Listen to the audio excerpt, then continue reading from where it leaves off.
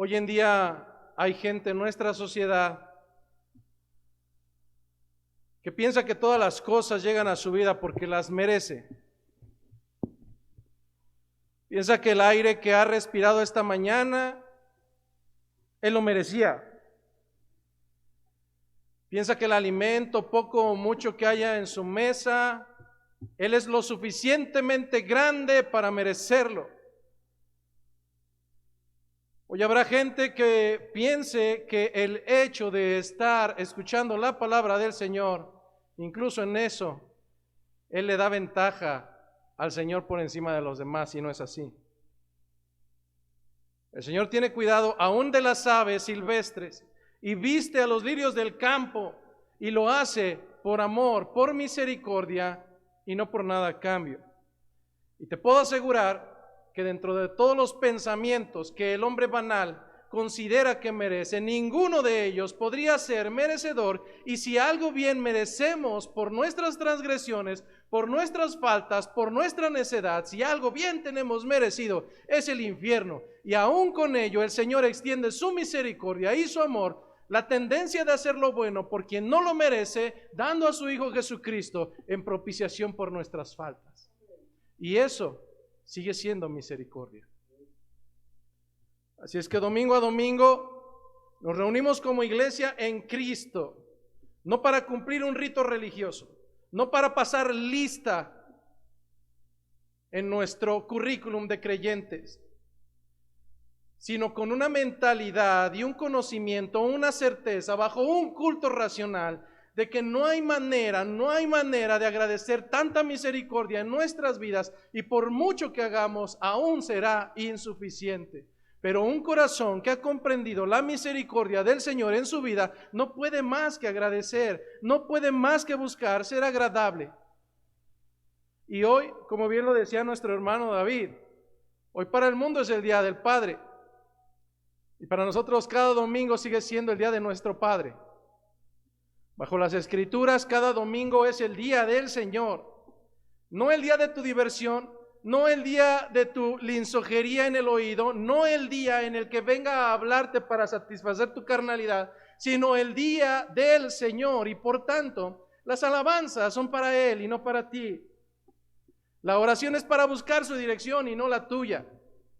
La palabra, en eso sí tenemos ventaja, porque la palabra proviene de Él, pero es para enseñar, de acuerdo a las Escrituras, es para enseñar, es para redarguir, es para instruir en justicia, a fin de que tú no te pierdas.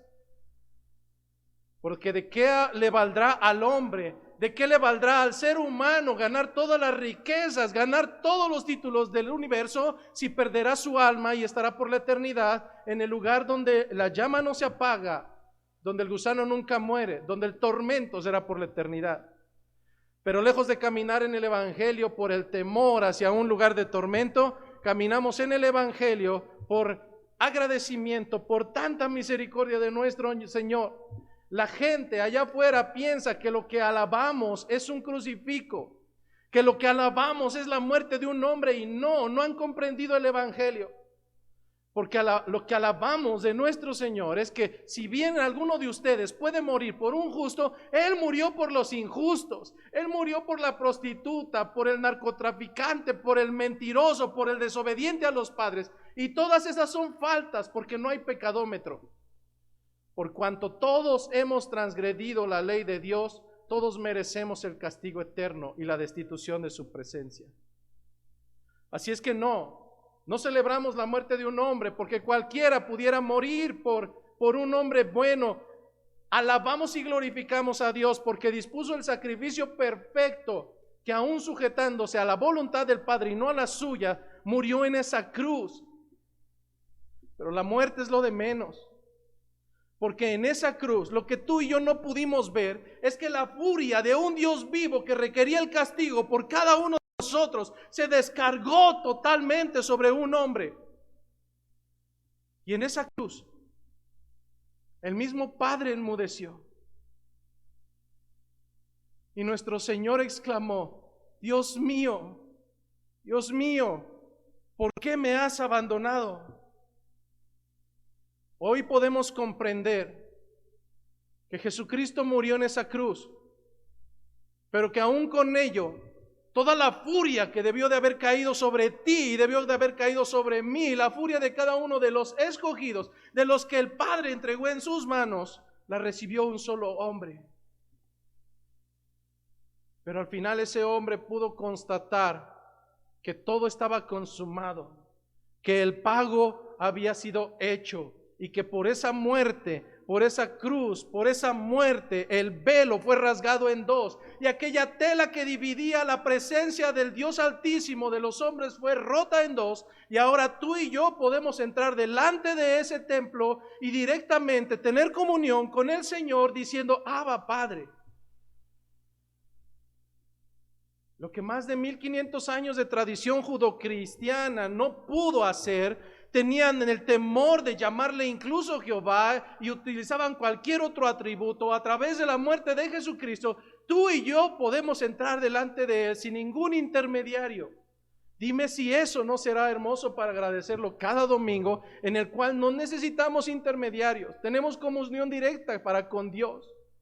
Él nos escucha, Él atiende, Él escucha nuestro clamor y obra en su soberanía conforme a su voluntad. Si eso no ha sido suficiente, si eso no es suficiente para estar domingo a domingo y toda la semana agradecidos con el Señor, créeme que nada va a ser suficiente para ti. Pero entonces, domingo a domingo, nuestros corazones se llenan de agradecimiento ante tanta misericordia, ante la tendencia de hacer lo bueno aún por quien no lo merece, por tanta misericordia a los que fuimos sacados del lodo cenagoso. Así es que el día de hoy, sí, el día de hoy es el Padre. Y si tú quieres celebrar a tu papá, no hay falta en ello. Ámalo, gózalo, dile cuánto lo amas. No esperes a que vengan los tiempos difíciles. Dile cuánto le amas en tu corazón, aun cuando no sea lo que tú esperas. Pero sobre todo, hoy es día de que tu corazón se vuelque en agradecimiento ante tanta misericordia, ante misericordia para vida eterna. Los domingos nos reunimos no para que salgas victorioso. Los domingos nos reunimos para que la palabra confronte nuestras vidas, para cumplir la voluntad del Padre. Y los jóvenes preguntarán: ¿y cuál es la voluntad del Padre? En las Escrituras es muy clara, y la voluntad del Padre es esta: que te apartes del mundo, que no te amoldes de él, que camines en santidad para glorificar su nombre. Fuera de eso no hay otro propósito. Por más que te hayan inventado, por más que te digan baratijas, no hay otro propósito. El propósito del Señor es que te apartes del mundo, que glorifique su nombre a través de caminar en santidad. En la creación hubo un sueño y un propósito, y fue el llenar esta tierra de imágenes vivientes del mismo Dios. Propósito que nosotros echamos a perder, porque distorsionamos esa imagen al caer en desobediencia, en terquedad. La palabra le dice pecado. Y por cuanto pecamos, todos, judíos y gentiles, creyentes y no creyentes, están destituidos de la gloria de Dios. Y entonces, ¿por qué nuestros corazones están alegres? Porque en esa enemistad entre Dios y los hombres, el mismo Dios dispuso el camino de reconciliación. No un camino, dispuso el camino. No un camino, dispuso el camino de reconciliación a través del sacrificio de Jesucristo. Por eso las palabras de Jesucristo fueron claras. Por tanto, vayan y prediquen estas buenas nuevas. Prediquen que hay un camino de salvación, de reconciliación. Por eso nos dijo: vayan y prediquen el evangelio a toda criatura, para que el que creyere y sea bautizado sea salvo, mas el que no creyere sea condenado. Así es que domingo a domingo no vengo a ser tu bufón. Domingo a domingo no vengo a entretenerte durante 2 horas o a aguantar situaciones fuera de lugar. Domingo a domingo ves mi trabajo, echarte a perder la fiesta y recordarte que sin santidad nadie podrá ver al Señor. Nadie.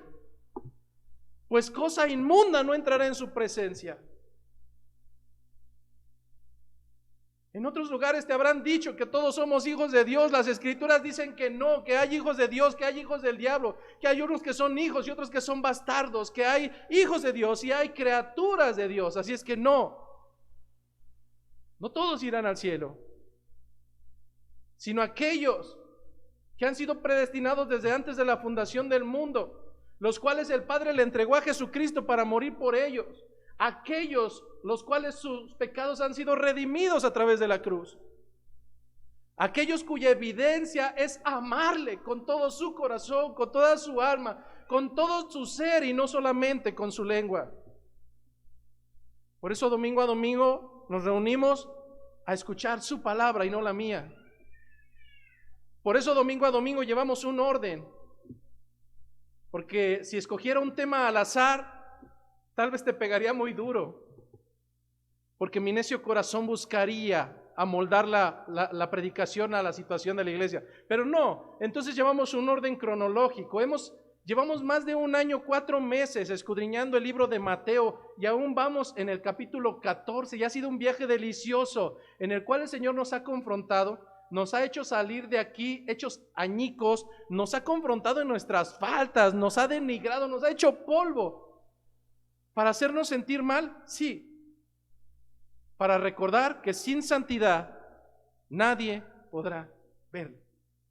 Así es que más valdrá una llamada de atención a tiempo que el juicio por la eternidad. Más valdrá ser un perro vivo que un león muerto. Más valdrá tener vida y tener esperanza. Así es que para todos aquellos que nos visitan hoy por primera ocasión, antes que nada, quiero darles la bienvenida. Familia completa, que el Señor guarde sus corazones, que el Señor no les dé lo que ustedes quieren, que el Señor les dé lo que Él tiene para ustedes como familia, porque las Escrituras son para enseñar, para redarguir, para hacer pedazos y para instruirnos en justicia. Así es que es un honor para mí recibirles el día de hoy. De la misma manera, para mí es un honor y un privilegio recibirle y decirle que esta es su casa. No le puedo dar las llaves, pero este es el lugar donde nos congregamos, no para otra cosa, sino para alabar y exaltar el nombre del Señor. A veces nuestra soberbia nos querrá hacernos sentir algo especial, pero no. Pecador, pecador, pecador, pecador. Hombre que recibe misericordia. Y antes de comenzar, como cada semana, es preciso pedirle a Él, pedirle a nuestro Señor que refrene mi lengua, que limite mi corazón, que palabra ociosa no salga de mi boca, porque de todas y cada una de ellas daré cuenta. Y domingo a domingo, te confieso nuevamente, me llena de terror pararme aquí, porque sé que con una palabra puedo herirte, porque sé que con una palabra puedo hacerme el chistoso y hacerte quedar en ridículo, porque con una palabra puedo ser un hereje al decir una cuestión que no es bíblica y hacerte pensar que lo es. Por eso domingo a domingo me invade el terror. Pero después descanso en una promesa del libro de Mateo donde les dijo: no tengan miedo cuando sean atrapados, cuando los hombres los lleven delante de las autoridades, no tengan miedo por lo que habrán de decir. ¿Por qué no van a tener miedo? Porque el mismo Espíritu de Dios habrá de darles lo que habrán de decir. Hoy, hermanos, como cada domingo, descanso en esa promesa, pero quisiera que juntos orásemos antes de comenzar para que sea nuestro Señor tomando control. Y no solamente control del púlpito, también de los niños latosos que están allá y luego distraen. Hermanos, por cierto, papás, háganse cargo de sus hijos. Papás, padres de familia, no sus hijos. Ustedes, papás, háganse cargo de sus hijos. Este es un lugar de culto, no es una casa, aunque es una casa, pero a partir de que cruzamos esa puerta, este lugar es el que debemos de reverenciar con todo nuestro corazón. Créeme que si alguien se mete con tu mamá o con tu papá, lo vas a querer matar. Lo mismo voy a hacer yo si tú te empiezas a jactar o a burlar con mi Padre. Porque a partir de que entramos por esta puerta, mi Padre es el que está en medio de nosotros para recibir toda la gloria, para recibir toda la adoración para recibir la exaltación. Así es que oremos para poder comenzar en esta tarde. Bendito Señor, no encuentro las palabras cada domingo. Y delante de ti, Señor, me confieso como un hombre sin aptitudes que termina cada sermón frustrado por saber que sus palabras no fueron las correctas.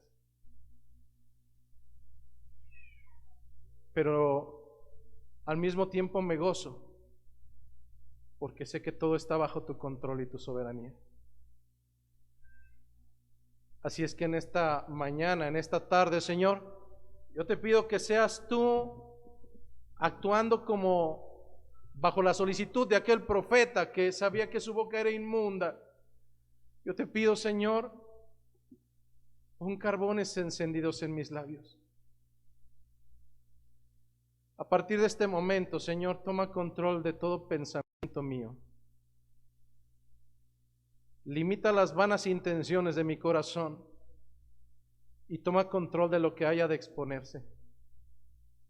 Yo te pido, Señor, que en esta tarde no permitas que me exalte bajo mi propia percepción de ser un buen expositor. Al contrario, Señor, sea tu nombre engrandecido, seas tú exaltado, sea tu palabra, Señor, la que te deposite en el primer lugar que te corresponde, siendo tú, Señor, el primero y siendo también el postrer, siendo tú, Señor, el alfa y siendo también la omega, siendo tú, Señor, nuestro Dios grande, bueno y poderoso. Así es que del mismo modo en que has tomado control de la alabanza que es para tu gloria, de la misma manera, Señor, en que estás tomando control de la oración, de la misma manera, Señor, yo te pido, toma control de la predicación, para que no salga palabra fuera de doctrina, palabra que aun cuando suene hermosa, sea contraria a tus escrituras, porque al final de mis días he de dar cuentas de ello. Del mismo modo, toma control de los oídos, toma control, Señor, de los corazones, seas tú, Señor, desquebrajándolos hasta lo más profundo. Seas tú, Señor, haciendo nuevas criaturas, las cuales puedan decir que están en Cristo, porque las cosas viejas pasaron y todas comienzan a ser nuevas. Seas tú, Señor, el que comience la buena obra, seas tú, Señor, el que la perfeccionará. Te lo pedimos, Señor, a través del nombre de nuestro amado Jesucristo. Amén. Y entonces la semana pasada concluimos el capítulo número 14, versículo 21 del libro de Mateo, y por tanto el día de hoy continuamos el viaje y seguimos en el mismo capítulo número 14, pero ahora comenzaremos en el versículo 22 y si Dios lo permite llegaremos hasta el versículo 33. Libro de Mateo, capítulo 14, versículos 22 a versículo 33.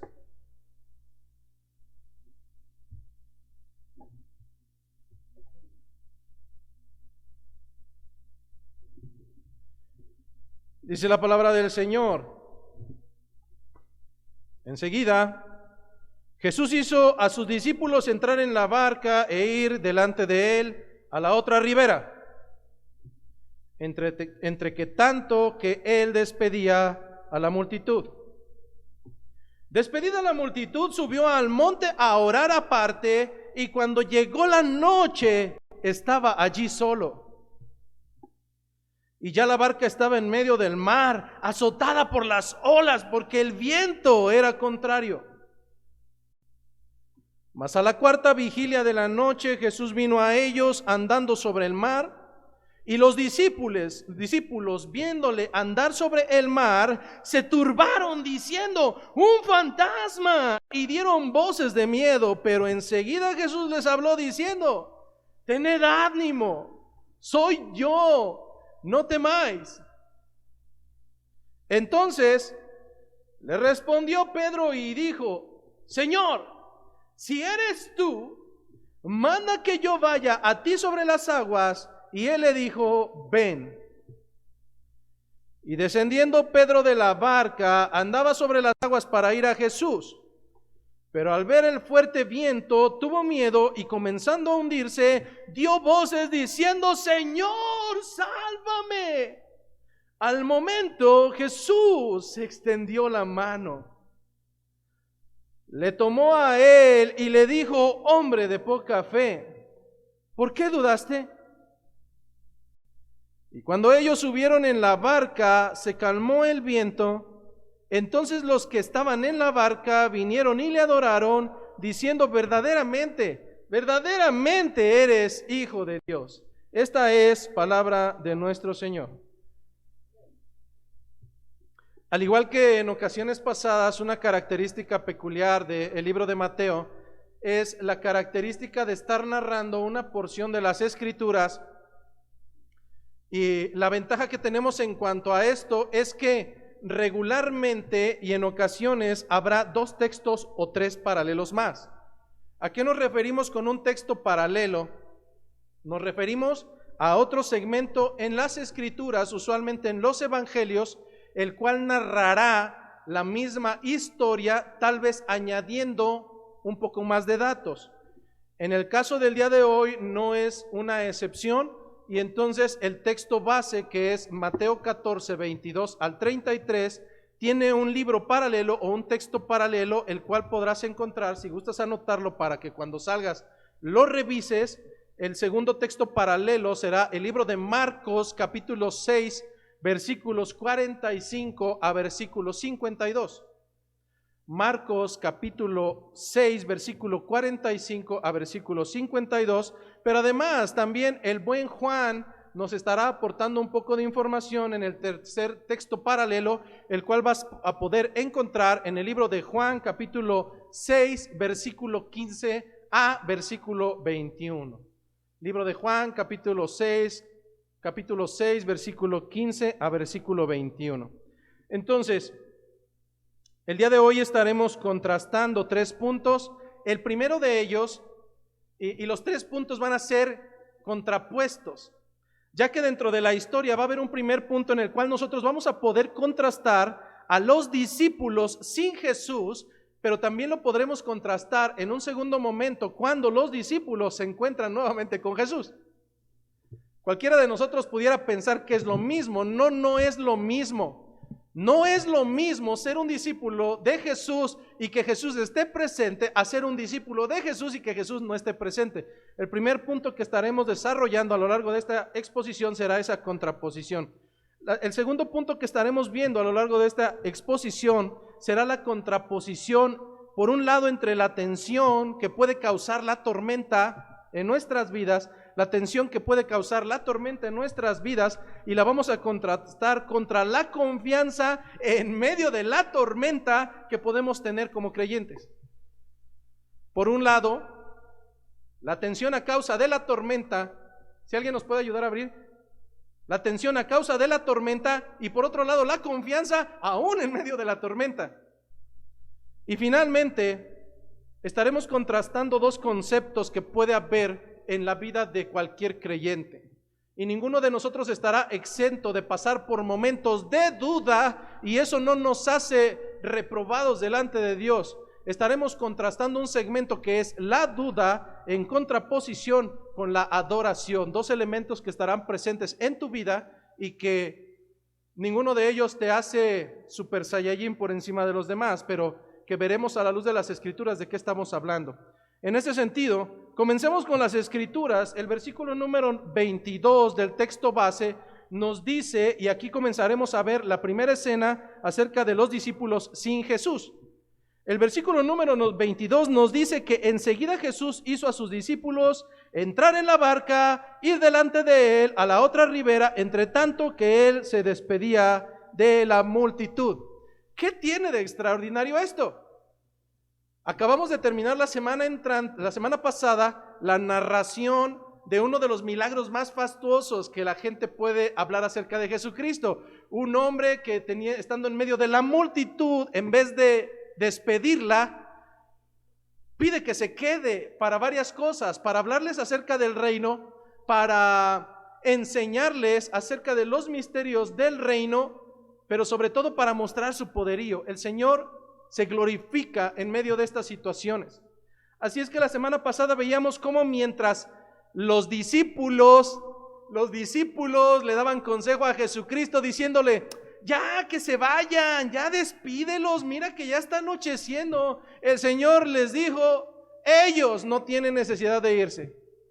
Señor, pero pues es que se viene la noche y no van a tener dónde comprar comida. Mira que los pueblos están lejanos, estamos en medio desierto. El Señor con autoridad les dice: denle de comer ustedes. Estos hombres habían visto a Jesús sanar a las personas que se les caían los pedazos de piel completa y con un toque sanarlos. Habían visto a un Jesucristo que en medio de la tempestad con su boca le mandaba a los vientos calmarse y a las olas cesar. Estos hombres habían visto a un hombre el cual se decía Dios mismo en esta tierra, regresar de la vida a los muertos. Y aún con eso, cuando les dice aliméntenlos ustedes, se ponen a dudar entre ellos y le dicen: no tenemos más que 200 denarios.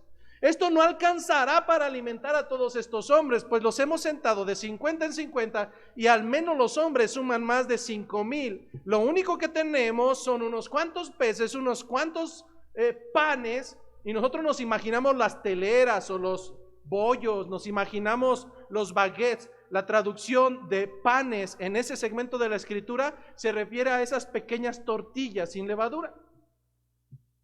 Entonces imagínate eso. Pero el Señor, siendo Dios, les dijo: traed acá. Y algo que aprendió el Señor y que tenía claro era que todo esto podía provenir solamente de aquel que lo había enviado. Entonces Jesucristo, poniendo su mirada en los cielos, orando, dando gracias, permitió Dios a través de Jesucristo que esa comida fuera suficiente, y dice que todos los hombres, siendo un promedio de 5,000, comieron satisfechamente y al final se recogieron aún 12 canastos. Pero estos mismos hombres que veían la naturaleza de Dios y sabían que no era un mequetrefe, que no era un impostor, sino que verdaderamente había evidencia para demostrar que era el Dios viviente, aún con eso el Señor los despide y se queda con la multitud. En este segmento los teólogos tienen algunas teorías. ¿Por qué el Señor los manda hacia adelante? ¿Por qué Él se queda con la multitud? Una de las primeras teorías es que usualmente tienes que despedir a alguien cuando no se quiere ir. Los días de reunión del libro de Radical que tenemos aquí los sábados se dan las 7, las 8, las 9 y aquí siguen los hermanos y dicen: ya nos vamos, y se caminan 3 pasos y otra hora. Usualmente el que mucho se despide, pocas ganas tiene de irse. Imagina aquella multitud que veían los milagros de Jesucristo. Ciertamente no querrían irse de ese lugar. Entonces el Señor anima para que sus discípulos se adelanten en la barca, y en este sentido hay una segunda razón. Nos las narra Juan capítulo 6 versículo 15 y lo veíamos la semana pasada. En el corazón de aquellos israelitas había una intención incorrecta conforme al propósito del Señor. Al igual que en nosotros, a veces puede haber nociones incorrectas en el corazón que suenan muy bíblicas pero que son incorrectas.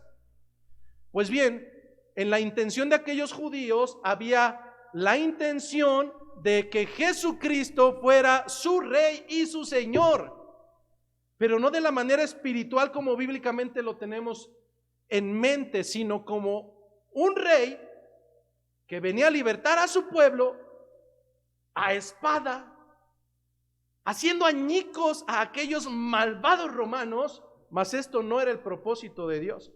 Así es que veíamos en la semana pasada cómo Jesucristo se alejó incluso de ellos para que esto no fuera hecho. Yo me preocuparía si tú o yo hubiéramos estado en esa escena y que nos dijeran: no, si tú vas a ser el Rey. Claro, pero por supuesto, pero gracias a Dios que Jesucristo es Jesucristo y que sabía la voluntad del Padre. Así es que la segunda teoría por la cual el Señor se queda y despide a sus discípulos para que vayan mar adentro y se adelanten es porque realmente conociendo la intención de los mismos apóstoles, ellos en vez de frenar a los israelitas le hubieran echado porras. Sí, vamos a hacerlo rey. Sí, vamos a matar a los romanos. ¿No me crees? Versículos y capítulos más adelante, exclusivamente en el capítulo número 20, versículo 2, se nos narra la historia de cómo dos de estos discípulos, teniendo vanidad en su corazón, instan a su madre de familia para que vaya delante de Jesucristo a hacerle la siguiente petición. Señor, dijo la madre de estos dos discípulos, Señor, yo vengo para rogarte que cuando se instaure el reino de los cielos, uno de mis hijos se ha sentado a tu izquierda y el otro se ha sentado a tu derecha. En otro de los evangelios menciona que ni siquiera fue la madre, que ellos fueron delante del Señor a hacer la misma petición y que escuchando los otros discípulos, pues se enojaron. ¿Por qué se enojaron? Porque también en ellos había tal vez un cierto sesgo de querer tener primicias. ¿Acaso no es lo que sucede eso mismo en la soberbia hoy en día en tantos lugares que se autoadjudican el título de creyentes, en donde ser siervo es el que está pisoteando por los demás, está pisoteando a los demás? Ser siervo es que me sirvan y no servir. Claro que Jesucristo tenía noción de las intenciones que probablemente sus discípulos pudieran haber apoyado con aquellos israelitas. Así es que, ¿para qué hacerlos partícipes? Mejor adelántense. Pero finalmente hay una razón certera y la cual sí podemos dar como noción de que es real. Y esta tiene que ver con lo que nos narra el versículo 23. Despedida la multitud, subió al monte a orar aparte. Y cuando llegó la noche, estaba allí solo. Algo había cierto. Y es que el Señor Jesucristo quería ese momento de intimidad para hablar con su Padre. Tú y yo tal vez no lo podemos comprender porque nuestra naturaleza de hijos es bien curioso. Durante todo el año hacemos repelar a nuestras mamás, desobedecemos, hacemos y una patanería, pero resulta que el 10 de mayo estamos como buenos hipócritas delante de ellos, diciéndole: mamá, cuánto te amo, eres lo mejor para mí, sin ti no podría hacer nada, etcétera, etcétera, etcétera. Lo mismo sucede con los padres de familia. Pero con los padres de familia es todavía un poquito peor, porque del Día del Padre nadie se acuerda. Si se llegan a acordar, nos traen unas manitas pintadas o figuritas de sopa. Pero nuevamente regresa a nuestra naturaleza pecaminosa. Y si terrenalmente nos acercamos a nuestros progenitores solamente cuando hay la obligación social de hacerlo, o bien el caso número 2, cuando es por nuestra conveniencia, quedamos totalmente en una posición ridícula delante de Jesucristo, porque eso es lo que hacemos con los padres terrenales. Es aberrante decir: tengo un padre de familia y no hablo con él en toda la semana, me vale un pepino. Pero resulta que cuando tengo la necesidad de un ingreso económico porque necesito llevar a alguien al cine, esa es otra verdad, ni siquiera soy autosuficiente para llevarla yo, entonces tengo que pedir, pero en fin. Pero ¿qué es lo que te mueve como hijo de familia, hablando del plano terrenal, para poderte acercar a tu padre terrenal? ¿O que la sociedad te dicte un día y te vas a ver mal si no te acercas? O 2, porque tu necio corazón va a buscar el momento propicio de necesidad, de satisfacción personal para poder acercarte a él, no porque lo ames, sino porque lo necesitas. La pregunta tajante en este momento y es: pastor, ¿y a nosotros qué nos interesa el Día del Padre? ¿Qué nos interesa en cómo tratamos a nuestro Padre terrenal? ¿Eso qué tiene que ver con la predicación? cuando nos está narrando que Jesús subió al monte a orar. ¿Eso qué tiene que ver? Pues tiene que ver mucho, porque lamentablemente esa misma noción que tenemos de solamente acercarnos a nuestro Padre terrenal, cuando hay conveniencia, cuando hay necesidad, cuando tenemos temor, cuando necesitamos un abrazo, lo mismo estamos haciendo en nuestra vida cotidiana espiritual para con nuestro Padre que está en los cielos.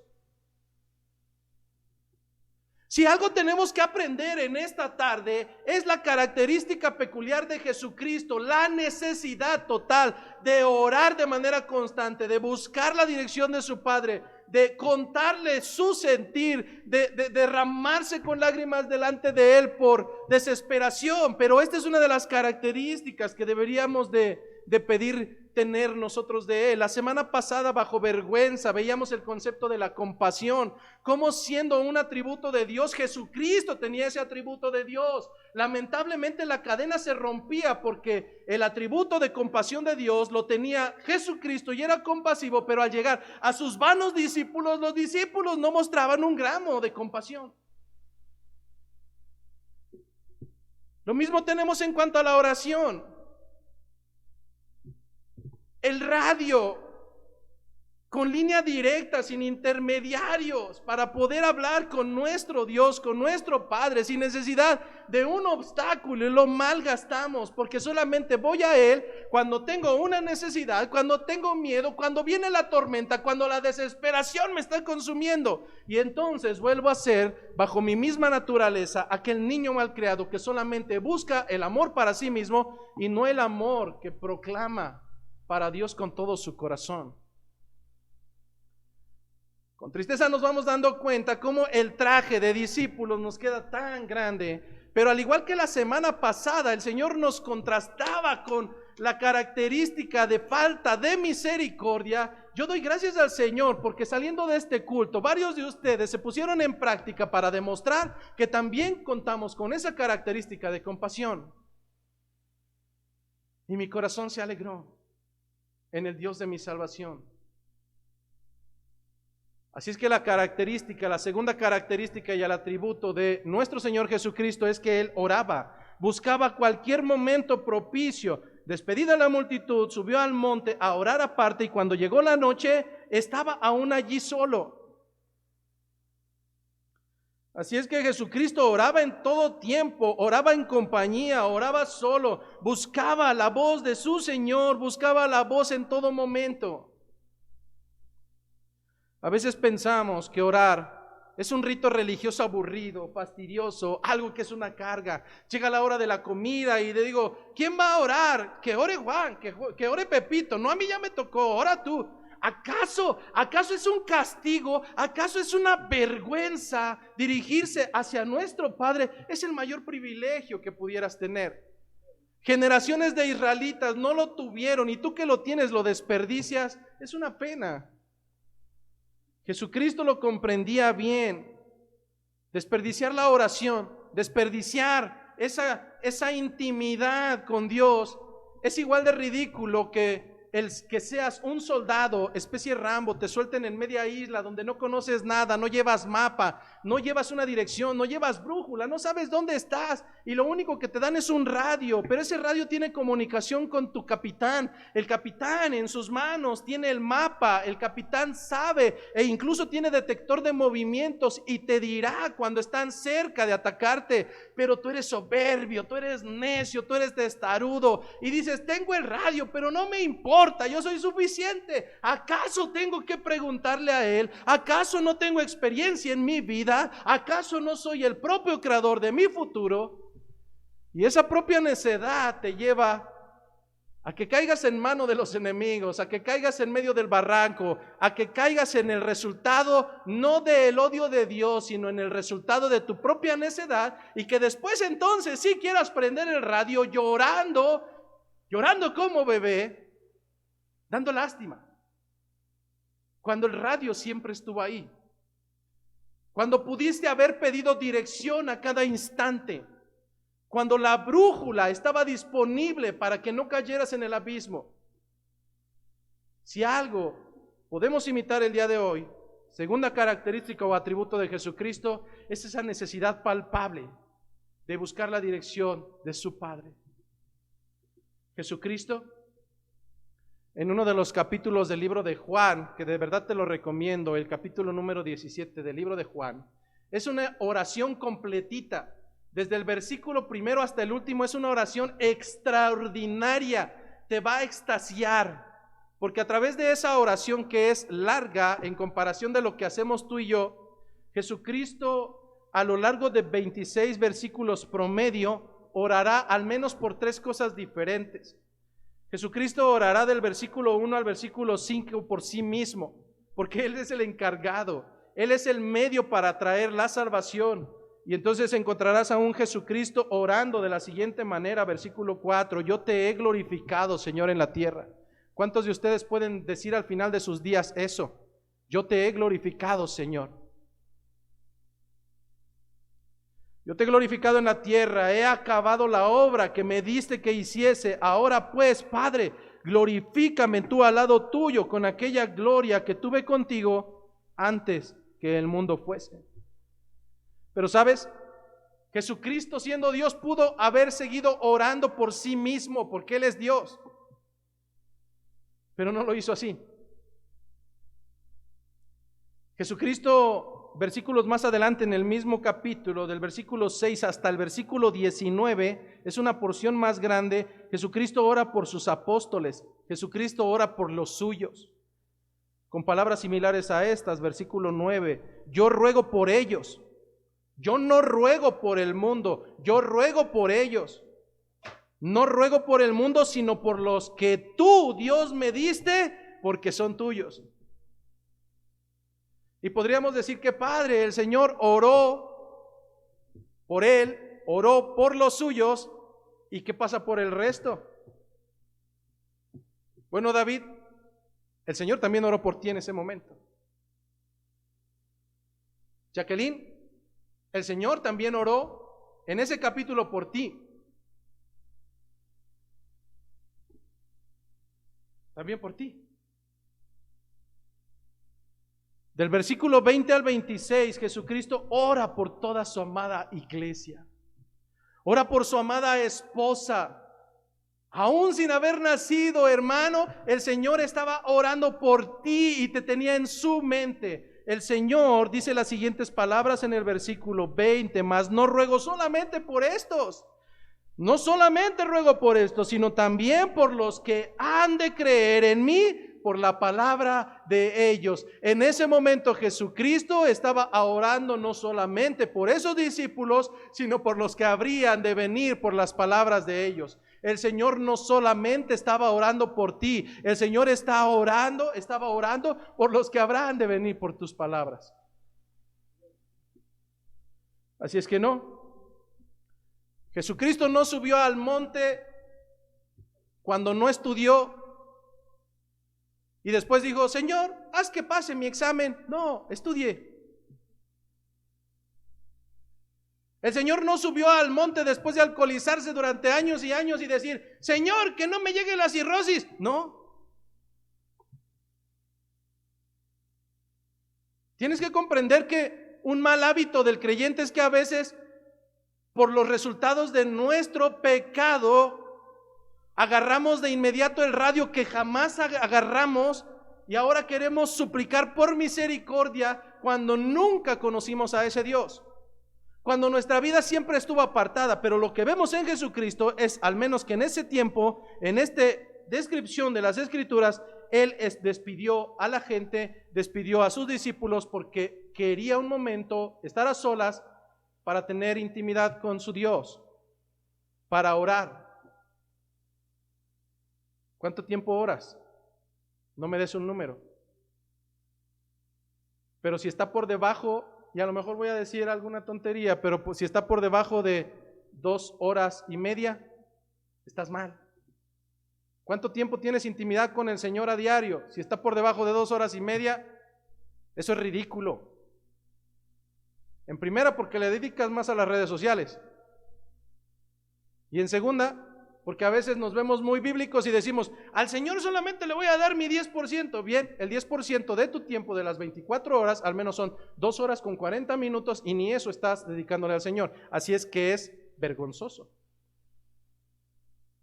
¿Cuánto tiempo fue el que Jesucristo oró en aquel día? Vamos a dar primero el punto de partida. En los capítulos anteriores se nos narró que empezaba a hacerse tarde. Y por eso los discípulos estaban ansiosos de despedir a la gente, porque si no, no iban a encontrar pueblos con tiendas abiertas.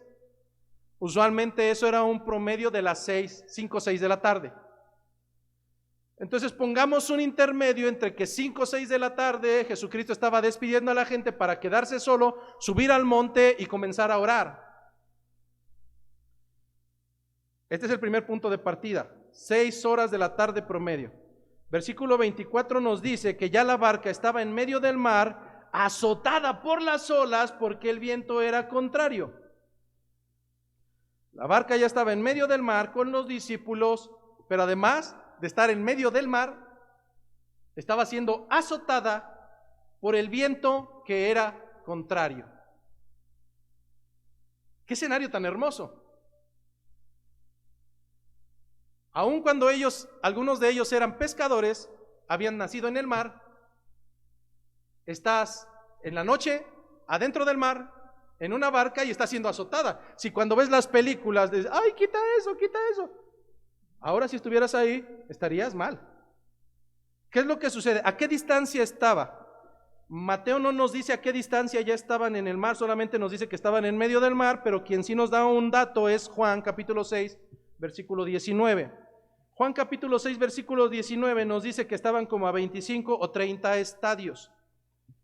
¿A qué se refiere un estadio? Un estadio era una medida lineal de 600 pies griegos. Pero también se medía en pies romanos y los romanos tenían pies más chiquitos. Entonces, un estadio era la medida lineal de 600 pies griegos o 625 pies romanos. ¿Esto a cuánto se traduce? Un estadio se traduce a 185 metros. Y entonces la Biblia me está diciendo en el libro de Juan, capítulo 6, ¿a qué distancia estaban ya de la orilla? Estaban a un promedio de 25 o 30 estadios, promedio. 185 metros por 25 igual a 4.5 kilómetros. 30 estadios igual a 5.550 metros, es decir, 5.5 kilómetros. ¿Y todo esto para qué? Se lo voy a traducir. Si estuviéramos ahorita en este momento y Jesucristo estuviera aquí despidiéndolos a ustedes, los discípulos ya estarían en un barrio bravo donde vive Jairo, se llama Peñuelas, y hay una alameda que se llama Alameda Norte. Si usted no la conoce es porque está bien lejos. Son promedio de 5 kilómetros. Ahora échese esa distancia en un mar.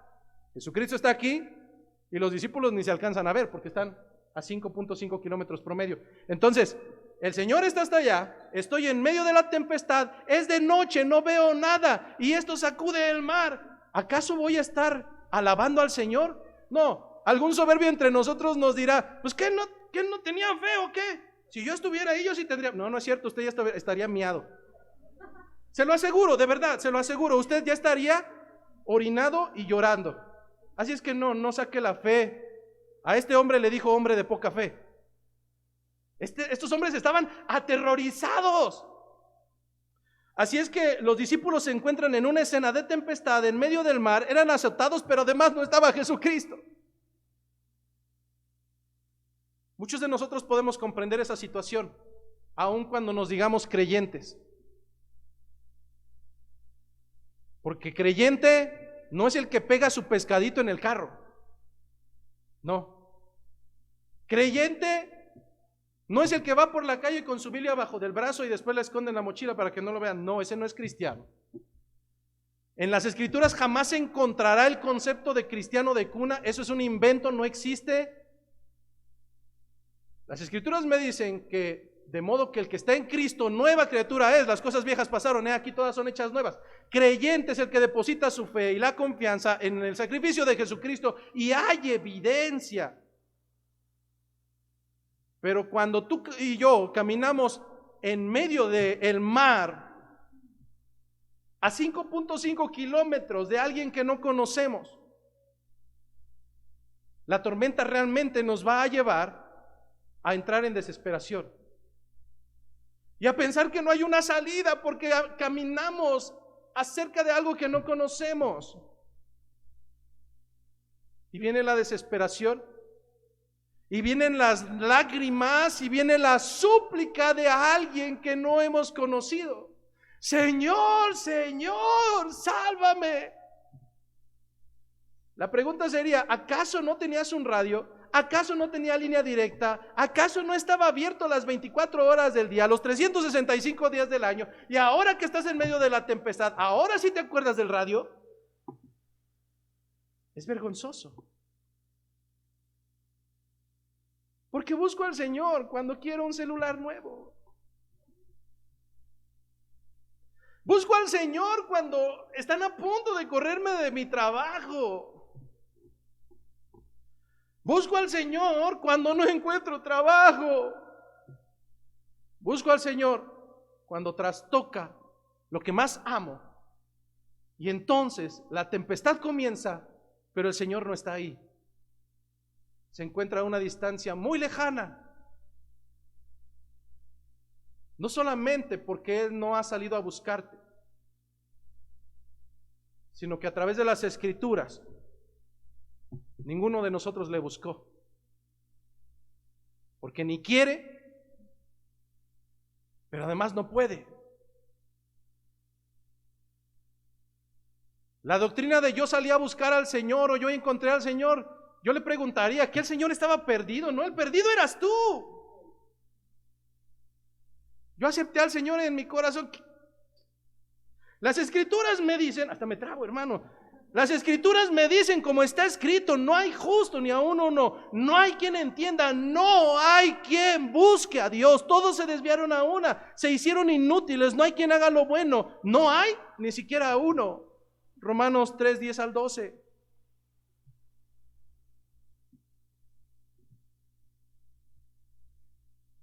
Y entonces comprendemos que no, que por cuanto a mí me procrearon en maldad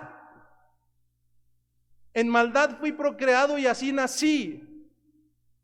Y que no pude haber buscado a un Dios al cual yo detestaba.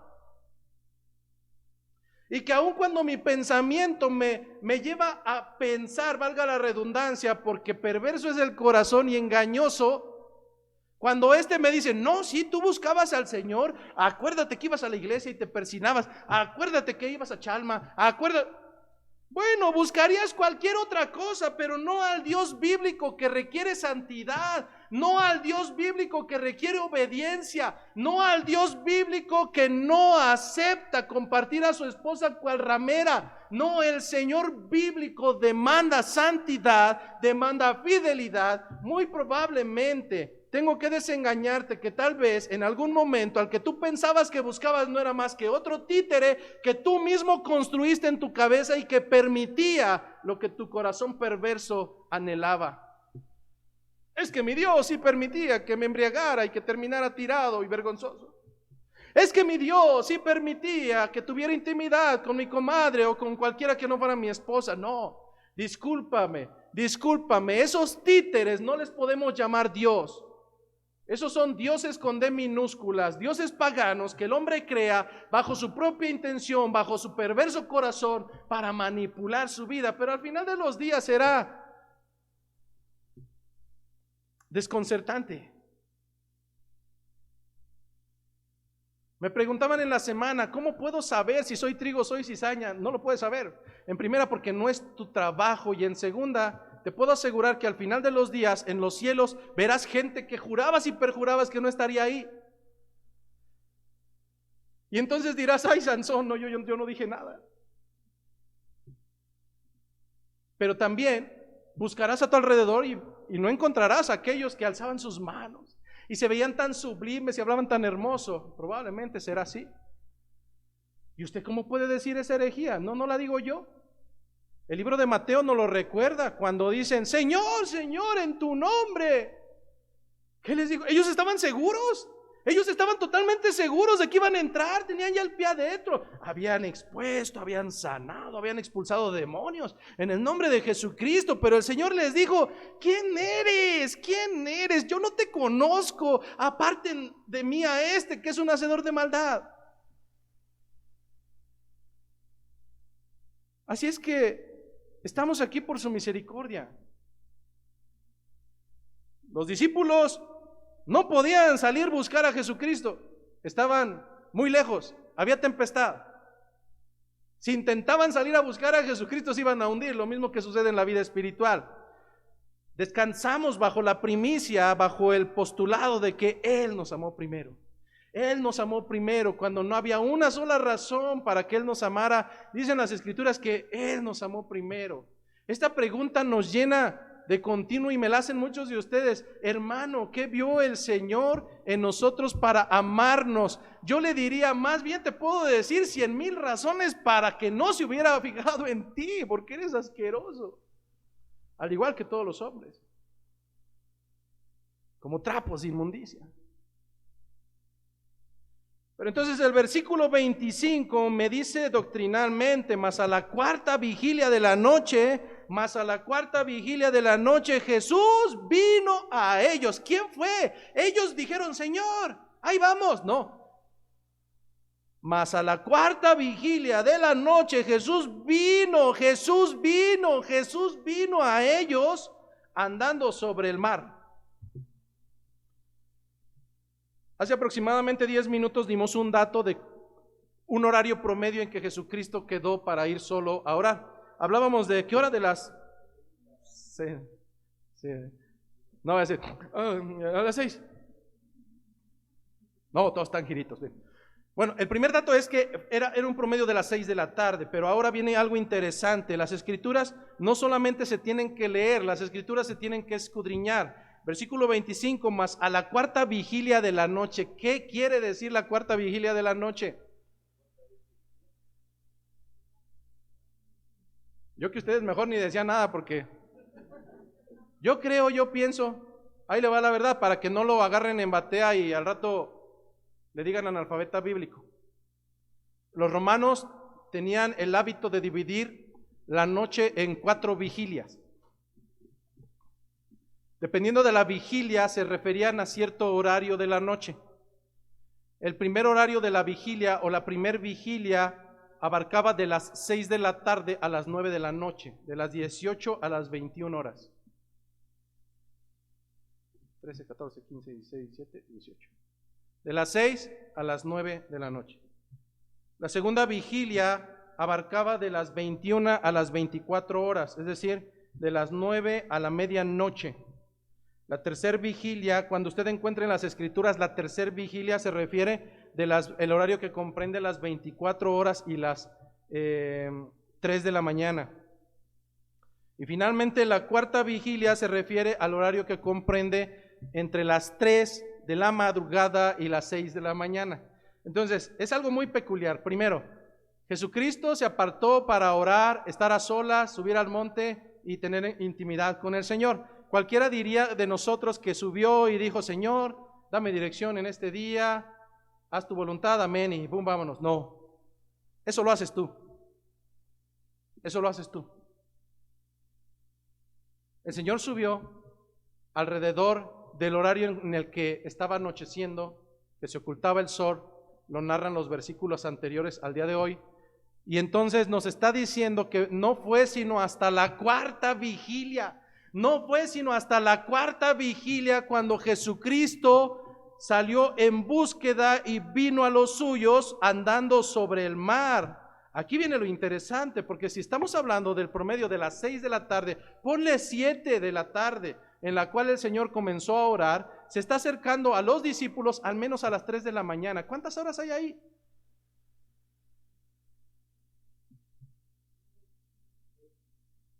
De 8 a 10 horas promedio. De 8 a 10 horas hablando y hablando y hablando con su Señor. 8 horas.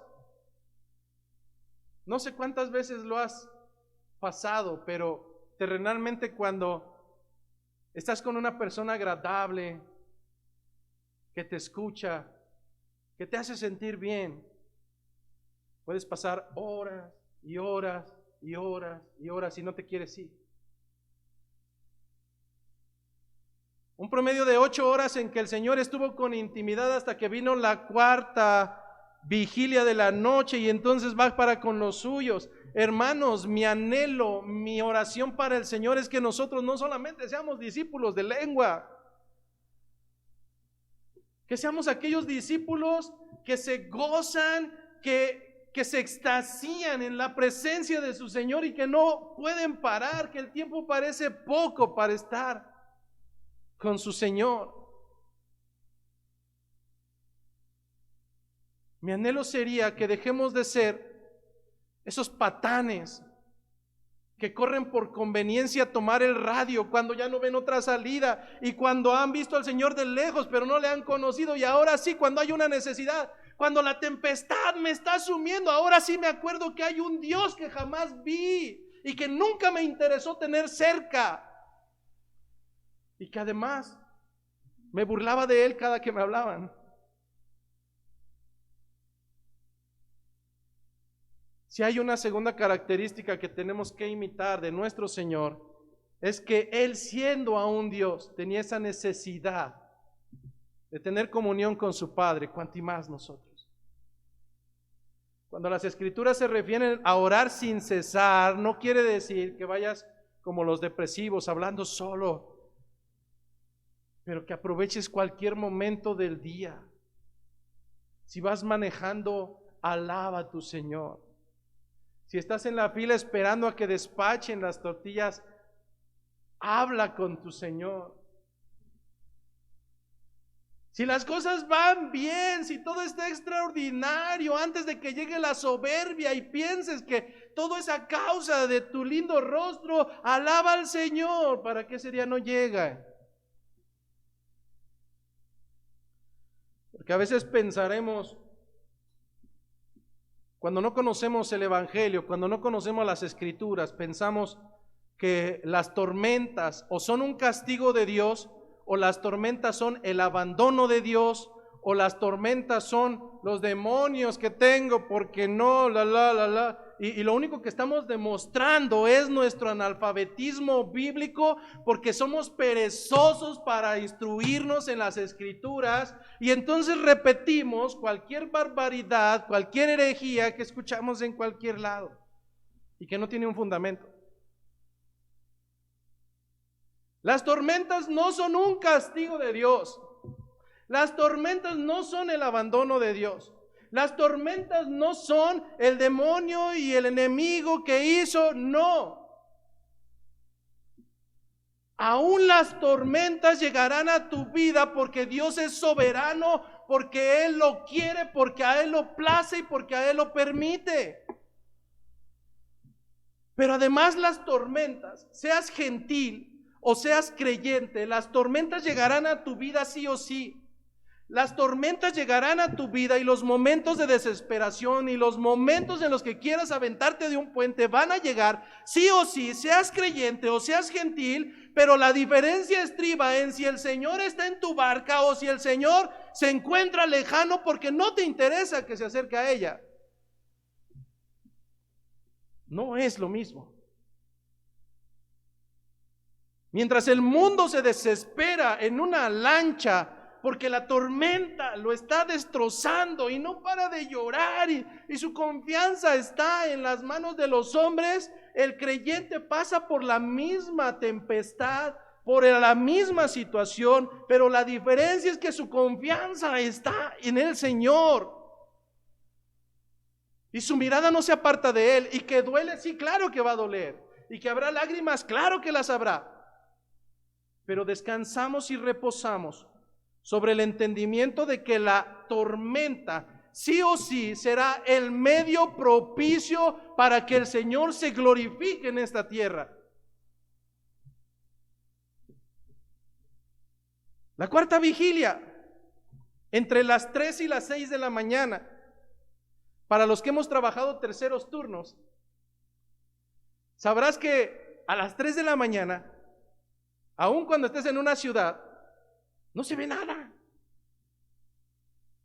Ahora salte al campo a las 3 de la mañana, y lo más peculiar es que es la hora más oscura de toda la noche. Pareciera que es la hora más oscura de toda la noche, no las 2, ni la 1, ni las 12, no las 4, ni las 5, no las 3 de la mañana, cuando comienza la cuarta vigilia, cuando estaba en pleno uso la tormenta. En ese momento se encontraba la peor oscuridad. Y para quien está en medio de la cuarta vigilia dirá, está muy oscuro, está muy oscuro. Pero para quien ha pasado por las tormentas y ha estado en medio de la tempestad a la cuarta vigilia, en el momento más oscuro, cuando parece que no puedes ver ni siquiera lo que está enfrente, por experiencia sabrás que sí, la cuarta vigilia a las 3 de la mañana es el momento más oscuro, pero también bajo experiencia está muy cercano el amanecer.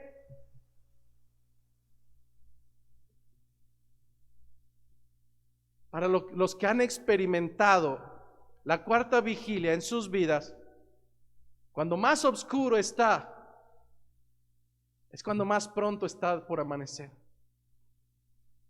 Solamente habrá que esperar.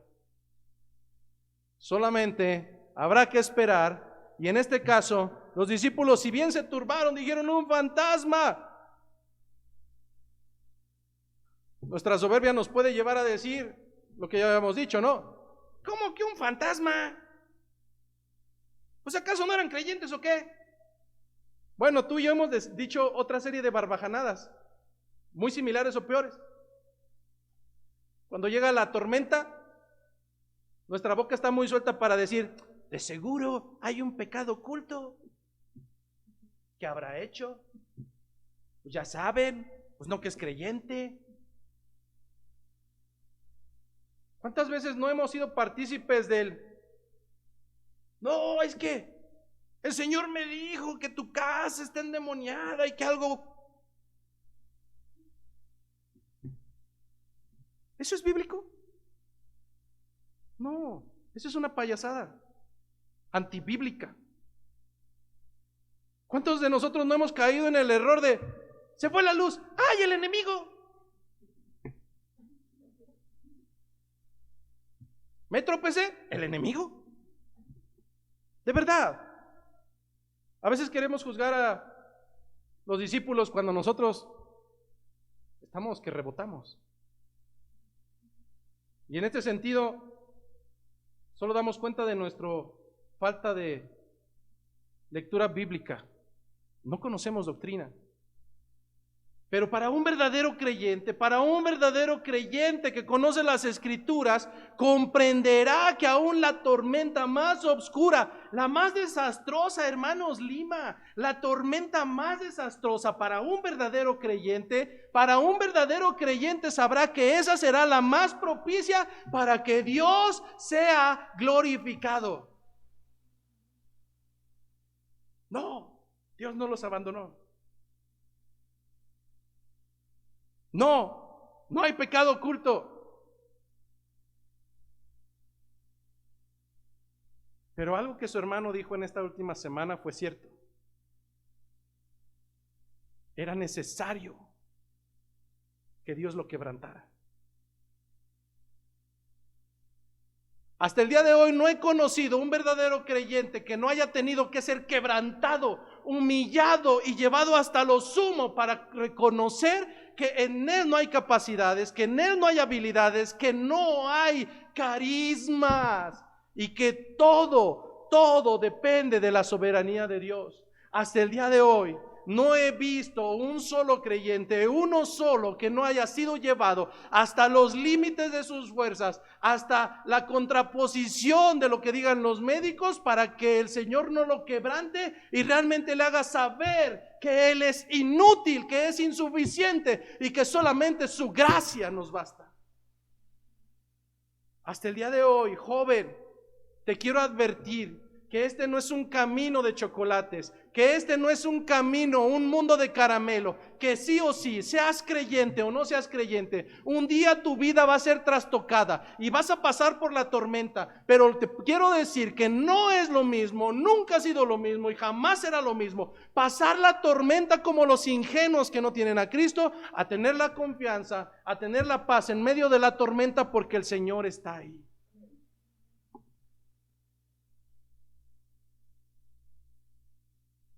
Así es que tenemos la opción de seguir en nuestra necedad. Varias palabras de Rodrigo me quebrantaban esta semana. Y otra más era el decir que él anhela salir de ese hospital. No para su carrera, no para ganar dinero, sino para tener más tiempo de conocer el verdadero evangelio de Cristo. No esperes, hermano. No esperes a que llegue el día de tu quebrantamiento. No esperes a que el Señor permita que el enemigo te haga trizas. Porque aún en todo esto podemos entender que cada tribulación tiene un propósito. Y el propósito no es que seas exitoso, ni que seas bueno, ni que tengas mucha salud. El propósito es que el nombre de Dios sea exaltado. Así ha sido por la eternidad, así ha sido en la historia y así será por todos los tiempos. Cuando nosotros vemos en las escrituras la historia de los israelitas necios, ¿acaso el mar se abrió porque ellos lo merecían?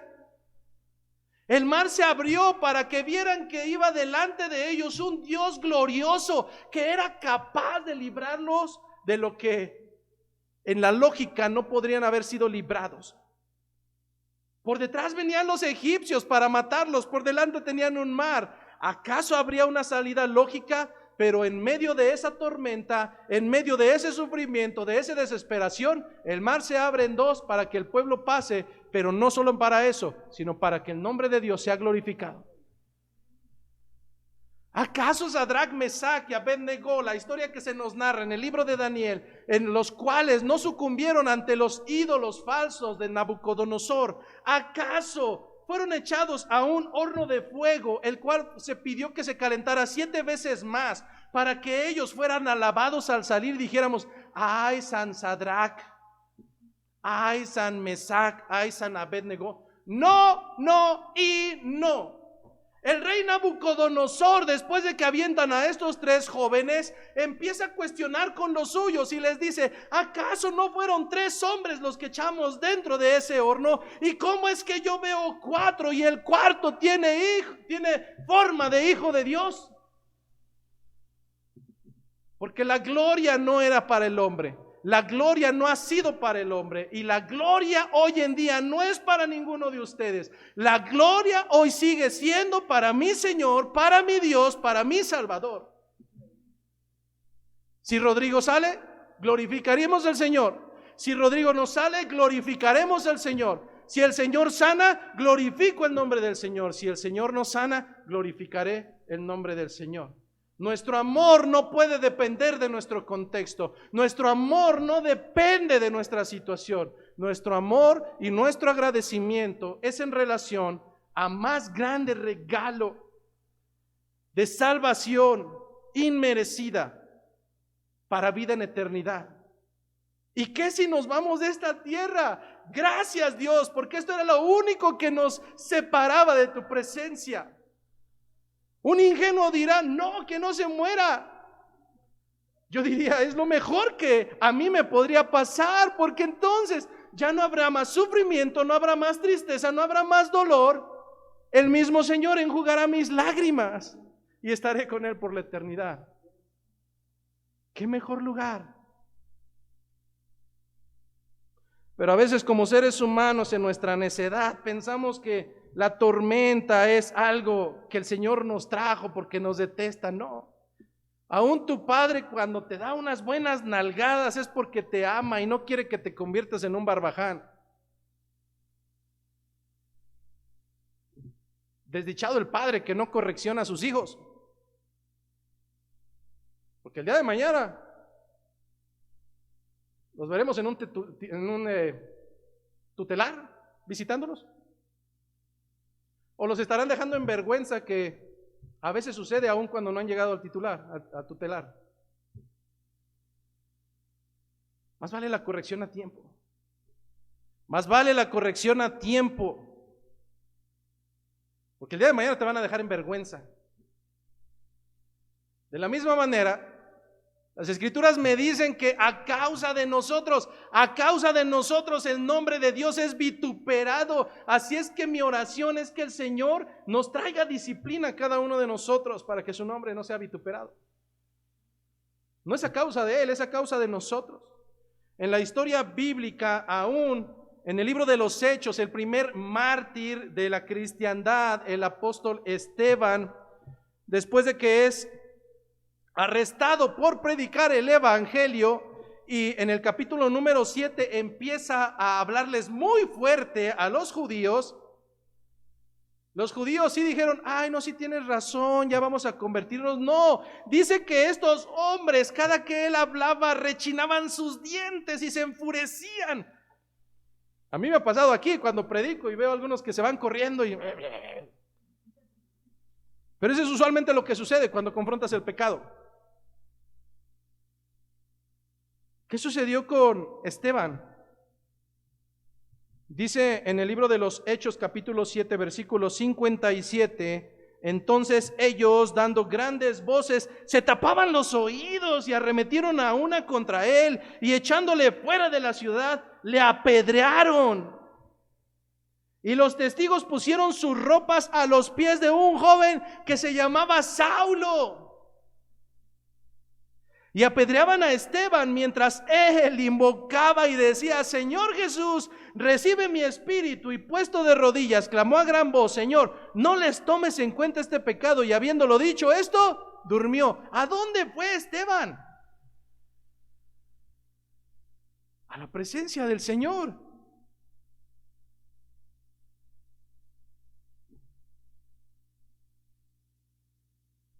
Esta tormenta, quiero imaginar a los que estaban ahí y dijeron: ay, ¿por qué permitieron que el Señor se lo llevara? ¿Por qué lo apedrearon? Hechos de los Apóstoles, capítulo 8, es decir, un capítulo más adelante, en el versículo 1, me dice el por qué. Esa tormenta era necesaria, no para glorificar a Esteban, sino para glorificar a Dios. El libro de Hechos de los Apóstoles, capítulo 8, versículo 1, me dice: y Saulo, Pablo de Tarso, consentía, es decir, aprobaba su muerte de Esteban. En aquel día hubo una gran persecución contra la iglesia que estaba en Jerusalén, y todos fueron esparcidos por la tierra de Judea y de Samaria, salvo los apóstoles. Y hasta aquí usted me dice: bueno, yo no le veo nada de bonito a la tribulación. ¿Qué de hermoso tiene esa tormenta? Capítulos más adelante, capítulo 9, recordarás que este mismo hombre que consintió en que mataran a Esteban, en el capítulo 9, yendo Saulo camino de Damasco, una luz le empezó a hablar, y Pablo le dijo: ¿quién eres? ¿Quién eres? Yo soy Jesucristo, a quien tú persigues. Habrá tormentas que en el momento de la cuarta vigilia, cuando más oscuro parece, tal vez pensarás que Dios te ha abandonado. Habrá tormentas que cuando el barco está a punto de voltearse, pensarás que Dios no escucha tu oración. Pero tendrás que recordar nuevamente que cuando más oscuro está, más pronto está por amanecer, y que esa oscuridad, esa tormenta traerá su ventaja. Capítulo 9, Pablo fue llamado por Jesucristo, aquel que consentía en la muerte de los creyentes, fue el medio a través de la tormenta que traería la apertura de salvación para ti, para mí, nosotros los gentiles, para conocer el evangelio de Cristo. Si eso no es una ventaja de la tormenta, nada lo será.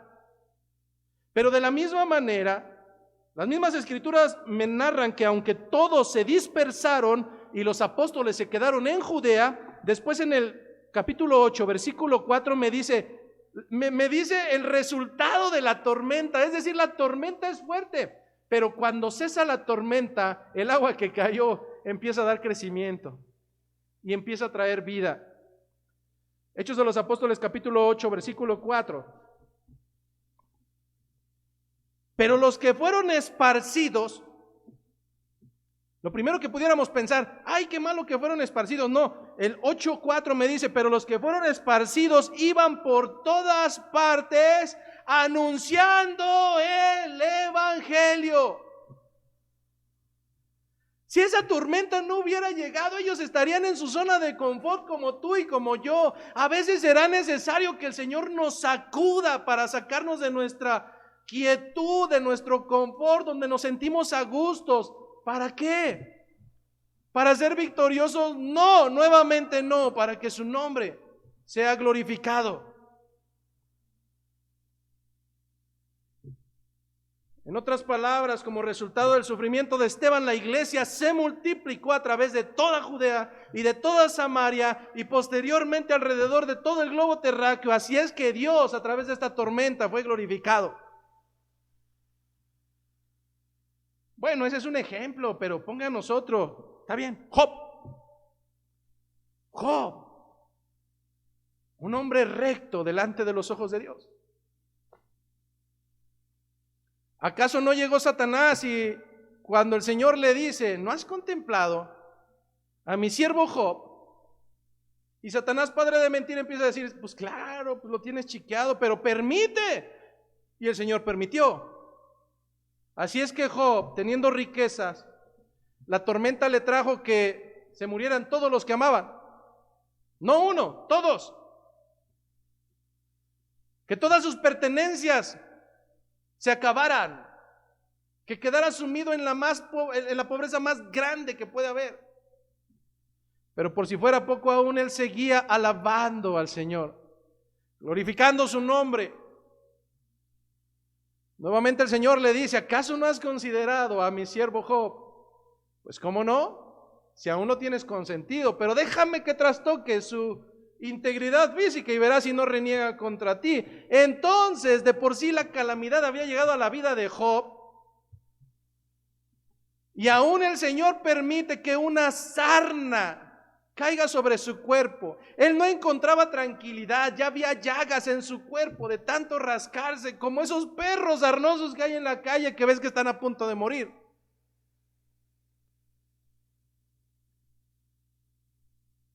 Pero en medio de la tormenta siempre hay un propósito. ¿Qué propósito puede haber de esto? 42 capítulos más adelante, en el libro de Job, capítulo 42, aquel hombre que era justo delante de los ojos de Dios, llega a una conclusión hermosa en el libro de Job, capítulo 42, versículo 1 a versículo 5. Escucha bien lo que dijo. Respondió Job a Jehová y dijo, yo conozco que todo lo puedes, yo conozco, Señor, que tú todo lo puedes y que no hay pensamiento que se esconda de ti. ¿Quién es el que oscurece el consejo sin entendimiento? Por tanto, reconozco que yo hablaba lo que yo no entendía, cosas demasiado maravillosas para mí que yo no comprendía. Oye, Señor, te ruego y hablaré, te preguntaré y tú me enseñarás. Versículo 5, resultado de la tormenta. De oídas yo te había oído, mas ahora después de la tormenta mis ojos te ven. A veces será necesario, joven, adolescente, adulto, en tu necedad, a veces será necesario que el Señor te agarre y te destroce y te deje hecho polvo en la miseria para que comprendas que solamente Él es Dios y que tú no eres nadie. A veces el Señor permitirá que la tormenta llegue para que reconozcas nuevamente que Él es el Señor de señores, para que toda rodilla se doble y toda lengua confiese que Él es el Señor. Mientras tanto, mientras Jesús viene, no que tú vayas, no, mientras Jesús viene, si tiene misericordia de ti, todo esto te seguirá aburriendo. Todo esto te parecerá entretención o religiosidad. Mi ruego, joven, mi ruego es que el Señor te despedace. Mi oración será que el Señor te lleve a esa cuarta vigilia donde más oscuro está, para que te lleve al límite de tu desesperación y reconozcas que fuera de Él, fuera de Jesucristo, no puedes hacer absolutamente nada. Esa será mi oración. Así es que los discípulos, sin Jesús, había desesperación. Pero las palabras que nos narra cuando Él llega es: ten ánimo, soy yo, no temáis. Así es que una cosa es que yo confíe en ti, y ahí sí preocúpate, o que tú confíes en mí, ahí sí preocúpate. En medio de la tormenta llegarán algunos de ustedes con alguien más y dirán: ánimo, échale ganas, voy a orar por ti, jijiji. No es cierto, ni vas a hacer nada. Hablo genérico, ¿verdad? Pero si llega Jesús y me dice: ánimo, que yo soy, yo estoy aquí, entonces mi confianza se vuelca en aquel que no miente, en aquel que no falla, en el cual sus propósitos y su voluntad son buena, es agradable y es perfecta. Cuando Abraham le cree a Dios, le es contado por justicia, porque creer en Dios no es complejo a la vez que es complejo. No es complejo porque Él no falla. Confiar en ti es un albur, porque hoy me abrazas, mañana me apuñalas, hoy me dices estaré aquí el resto de mis días. Un día sin pensarlo ya no regresaste. Un día me dices: pastor, eres el mejor, te amo, eres mi amigo. Al día siguiente hablas pestes detrás de mi espalda. Así es que confiar en alguno de ustedes es lo peor que pudiera hacer. Pero confiar en Dios, confiar en Cristo, confiar en que Él es el capitán de esa lancha es lo mejor que podemos hacer. Esto le pasó a Pedro. Pedro, cuando llega a Jesucristo, pone su mirada en Él cuando camina por las aguas y le dice: Señor, manda que yo camine contigo. Algunos dicen: Pedro fue soberbio. No, créeme que si hubiera sido soberbio, el Señor le hubiera dicho: no, soberbio, quédate ahí. Pero el Señor le dijo: ven. Pedro actuó con fe. Pedro actuó con certeza, momentánea, pero actuó. Y Pedro, se nos narra que empezó a caminar sobre las aguas mientras sus ojos estaban puestos en el Maestro. Lamentablemente, con Pedro pasó lo que pasa contigo y lo que pasa conmigo. A veces pensamos tener los ojos en el Maestro y decimos: sí, Señor, pero cuando la tempestad llama más nuestra atención y los truenos y las olas que quieren voltear, entonces nuestra mirada se aparta de Jesucristo y puede más la tempestad, y entonces sucede lo mismo que con Pedro. Comenzamos a hundirnos. Pero aún en esa falta de fe, cuando el Señor le dice: hombre de poca fe, el Señor, lejos de dejarlo hundir, que pudo haberlo hecho, le extiende su mano. Y en esto conocemos que la palabra es fiel, porque nada, absolutamente nada nos podrá separar del amor de Dios que es en Cristo Jesús. El Señor, cuando comienza una obra, no la bota, no deja algo imperfecto. El Señor, a los que llama, a esos justifica; a los que justifica, a esos glorificará. La ecuación en Jesucristo no tiene fallo. Así es que aun cuando Pedro comenzó a titubear y comenzó a hundirse, el Señor fue fiel. Dice el versículo 31: al momento Jesús extendió la mano, le tomó y le dijo: hombre de poca fe, ¿por qué dudaste?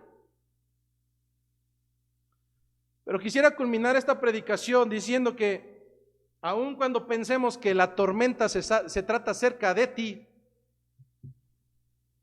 a veces tendré que recordarte: no te creas tan importante. ¿Quién te crees tú? es que esta prueba vino para mí. No.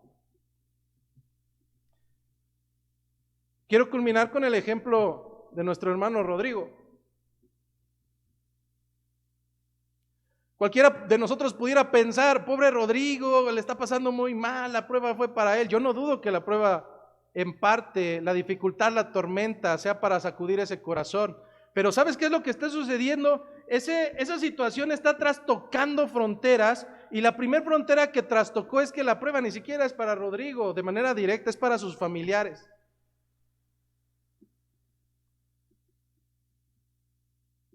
No todos caminan en obediencia. Aún habrá corazones tercos que desquebrajar. Y a través de la tormenta el Señor dejará claridad que solamente es el Rey de Reyes Él y el Señor de Señores, y fuera de Él no hay nadie más, y que su gloria no se comparte, y que o solamente es Él o es Él. Doy gracias a Dios por esta tormenta, y con el tiempo tendré la confianza de hablar con algunos de ustedes para decir que era necesaria la tormenta para desquebrajar. Pero ahí no ha quedado. La tormenta vino a desquebrajar nuestra iglesia en el sentido de que sí, solamente sí, a través de esta tormenta pudimos expresar la cualidad de Jesucristo que hoy no hay en otro lugar, o que difícilmente la encuentra, que se llama compasión. A través de esta situación nos volcamos, la gran mayoría de nosotros, a querer disminuir el sufrimiento y la necesidad de alguien que ni de nuestra familia es. ¿Y eso quién lo hace? Solamente lo hace el Señor en los suyos, nadie más. Pero no solamente trastocó la iglesia. No pasan 3 días sin que un español llamado Juan Manuel Vaz esté preguntándome: José Luis, ¿cómo sigue Rodrigo?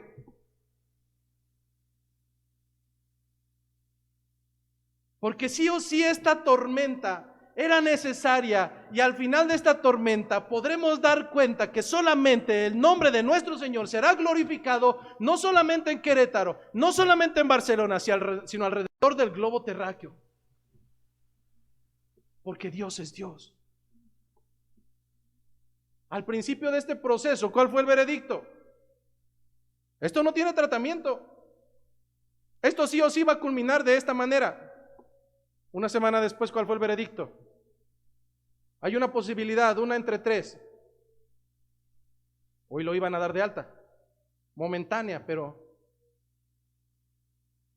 ¿quién cambió esos veredictos? ¿El hombre? ¿Que acaso no estudiaron y por eso deberían de dar un veredicto correcto? Pero ese veredicto lo cambia Dios, porque Él es Rey, porque Él es soberano. Porque a través de la tormenta, un creyente puede tener paz aún en medio de ella, sabiendo que todo es de Dios, todo depende de Dios y es para Dios. A Él sea la gloria, a Él sea la honra, a Él sea la exaltación por siempre.